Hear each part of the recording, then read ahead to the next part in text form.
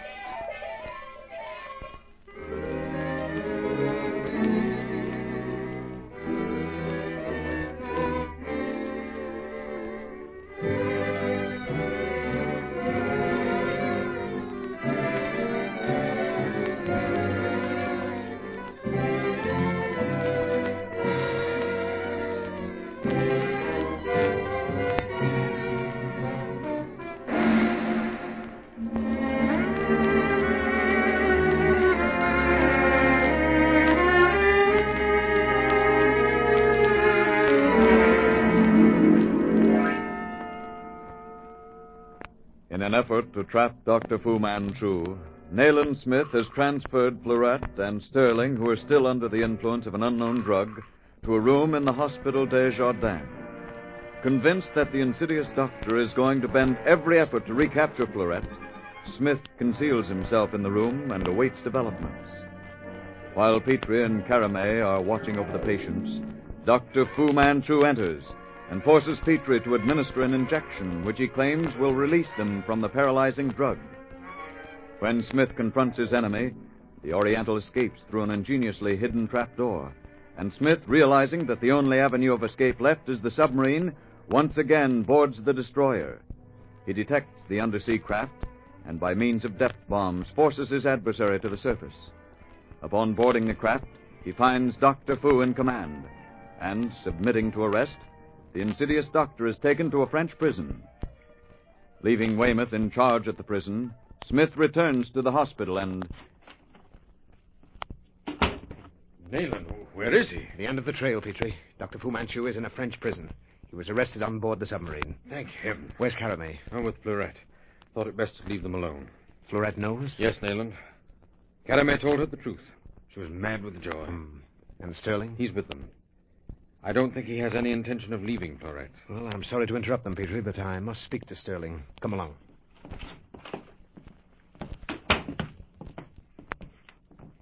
This is the room, Nayland. Here. I see. Nayland Smith, how will I ever be able to thank you? Please don't worry about that. Well, Sterling, we've succeeded. Fu Manchu is behind prison bars. And Smith, your work is done. Yes, I suppose it is, but... What is it, Nayland? Oh, I'm wondering, Petrie. Tell me, Sterling, when were you taken on board the Lola? I don't know, Smith. I regained consciousness briefly and found myself lying on a bed. I couldn't move, but I knew by the sound of the waves that I was on a boat. Where was Fleurette? In the same room, and apparently in the same condition. I realized that I was being taken somewhere and resigned myself to becoming the subject of the new emperor of the world. I suppose you intend to keep what you found, Sterling? They love each other, Smith. My little sister and Paul Sterling. Mr. Smith. Yes, Fleurette? All this is very strange to me, and yet I feel as though I have always known Caramay. The entire course of my life was changed when first I met Paul Sterling on the beach of St. Clair de la Roche. I loved you then, dear. I know, and I loved you. But I was terribly aware of my duty. You see, Dr. Fu Manchu had always been kind to me, and I knew that the course of my life had been decided. I was the chosen one, chosen for a great purpose. I was the bride of Fu Manchu. We are going back to Cairo, Nayland Smith. Sterling is coming with us. What in the world's the matter with you, Nayland? I don't know, Petrie, but I feel that my work isn't done yet. Oh, what do you mean? It's taken me years to learn what little I know of Dr. Fu Manchu. Oh, Petrie, it's impossible to close one's eyes to the fact that the Sea-Fan still exists. Oh, but Nayland, an army is helpless without its leader. How do we know that he is the leader? Think of the living dead we met in his laboratories and his amazing scientific discoveries. We know that the tentacles of the Sea-Fan reach all over the world. Of course, Dr. Fu Manchu has been the driving force behind all this. He's everywhere, behind us, around us, and over us. Well, at the moment, Nayland, he's in a French prison. That's it, exactly. Why is he there? What do you mean? Why, the whole thing doesn't make sense, Petrie. His submarine was equipped with the most modern of death-dealing devices. So why did he submit to arrest? I don't follow, Smith. I do. I was forced to spend years in his household. And I know that prison bars were never meant to hold Dr. Fu Manchu. Oh, you're right, Caramay. You must return to Cairo. I'll inform the authorities there to keep close watch. But you're not safe here, none of you. Oh, what about you, Nayland? I must stay here. Dr. Fu's arrest is a very delicate matter. To put the thing in a nutshell, unless there's some definite evidence here, and I don't expect to find it, it means extradition. Are you arranging for that? Yes, Petrie. But even if we get him back to England, and I know the list of his crimes there from A to Z. Yes? Even the law of England has many loopholes, Petrie.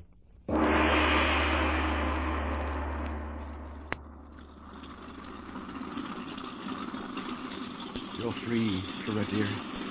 This ship will take us to another world, where we'll forget all this in our happiness. Yes, dear. I want to leave it behind. Time to go, Sterling.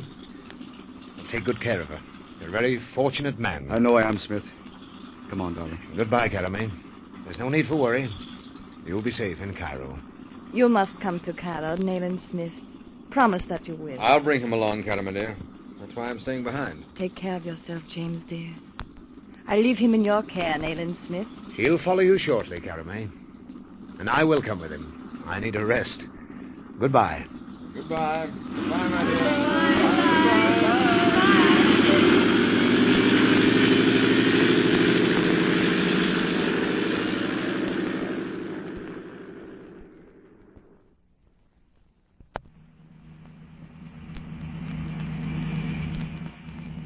I'm glad they're gone, Petrie. I was worried. Oh, worried about what? Oh, I don't know.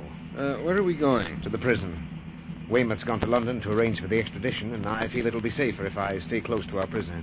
Aren't you worrying yourself needlessly? Perhaps I am. I want to keep reporters away as much as possible. There are some things which are too important for publicity. Well, I fail to understand Petrie, I'm warning you. Dr. Fu Manchu arrested and Dr. Fu Manchu convicted are totally different matters. The only witnesses in a court of law we have are the dacoits who were on board the Lola and the submarine.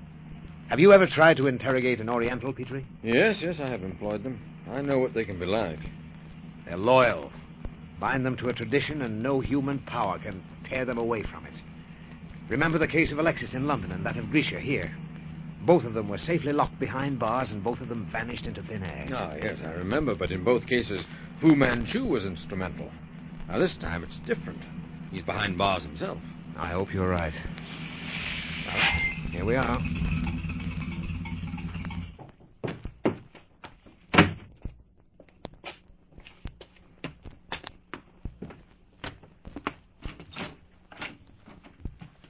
Now, Monsieur Smith, I'm glad you came. This arrest places a great deal of responsibility upon I realize that, Monsieur Chambrous. How is the prisoner? He's expecting his attorney. His attorney? Who's that? His Maître Folie. He is hurrying to Monte Carlo from Paris. Nayland, Maître Folie is the greatest advocate in France. Why, certainly. What did you expect?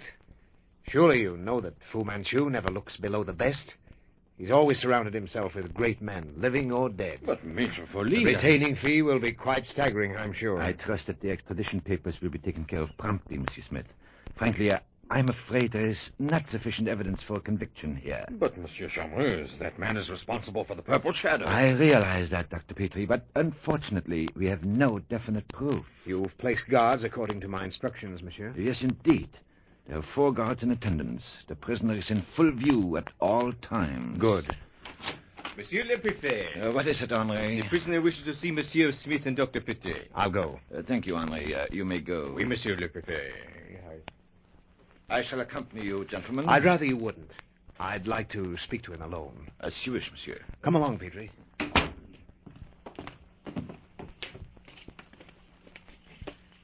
Here, monsieur.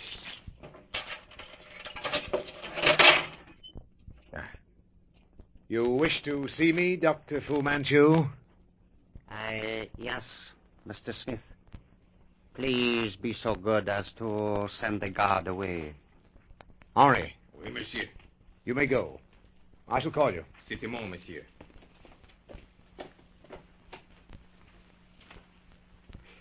Thank you. I understand that Carame has taken Mr. Stelling on a little rose petal to Cairo. How do you know? There is very little I do not know, Dr. Petrie. Mr. Stelling lacks brilliance, but he has qualities which I respect. He may look upon Florette as his woman. Since she has chosen him, he may hold her, if he can. You desire to speak to me? Yes, Mr. Smith, I speak as one who may be at the end of his career. In order that we may understand one another more completely, I desire to make one thing plain to you, Mr. Smith. I'm listening, Doctor. It is your wish that I should be carried to Paris and thence to London. You believe that your English courts can end my labors? Yes. There's nothing that can save you. Mr. Smith, the laws of France, of England, the laws of the world are cobwebs which I blow aside. Dr. Fu Manchu, why did you submit to arrest? I desire to afford you the satisfaction of victory, Mr. Smith. But now I have this to say to you. One moment, Doctor. Who engaged Maître Folly to represent you in court? You are underestimating my resources, Mr. Smith. But my time is short. I must ask you to listen to me. And listen well, Mr. Smith. For it may be a long time until you will see me again. Nayland, Please, Petrie, continue. Doctor. I have this to say to you. You cannot hold back cloud bursts, nor stifle the volcano. I may fall due to you, but what I have built stands granite fast. You may not understand me, but you will not conquer. I may not conquer, as you say, but neither will you. It took a long time, Doctor, but this is the end. The end? You really think that prison bars will hold me? Look at that window there. Look at it! What? Good Lord. He's gone, Smith. Yes, Petrie. But how? Quiet. Signal. The master does not forsake a faithful servant. You remember, Mr. Smith? And the master will return. Perhaps we will meet again. Perhaps not. A century may pass, but my time will come, for I, Fu Manchu, will it. Mine shall be the power to conquer the earth, and all men shall live in the shadow of Fu Manchu.